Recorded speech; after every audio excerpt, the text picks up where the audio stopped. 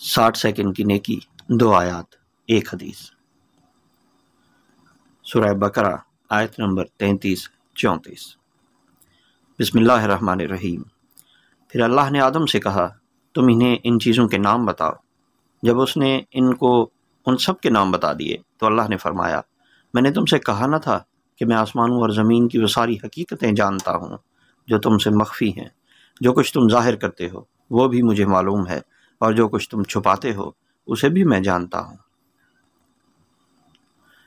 پھر جب ہم نے فرشتوں کو حکم دیا کہ آدم کے آگے جھک جاؤ تو سب جھک گئے، مگر ابلیس نے انکار کیا۔ وہ اپنی بڑائی کے گھمنڈ میں پڑ گیا اور نافرمانوں میں شامل ہو گیا۔ صحیح البخاری باب کتاب ایمان، حدیث نمبر 30، کیفیت صحیح۔ میں ابو ذر سے ربضہ میں ملا، وہ ایک جوڑا پہنے ہوئے تھے اور ان کا غلام بھی جوڑا پہنے ہوئے تھا۔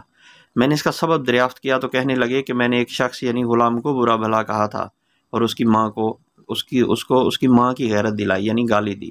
تو رسول اللہ صلی اللہ علیہ وآلہ وسلم نے یہ معلوم کر کے مجھ سے فرمایا، اے ابو ذر، تو نے اسے ماں کے نام سے غیرت دلائی؟ بے شک تجھ میں ابھی کچھ زمانہ جاہلیت کا اثر باقی ہے۔ یاد رکھو، ماتحت لوگ تمہارے بھائی ہیں۔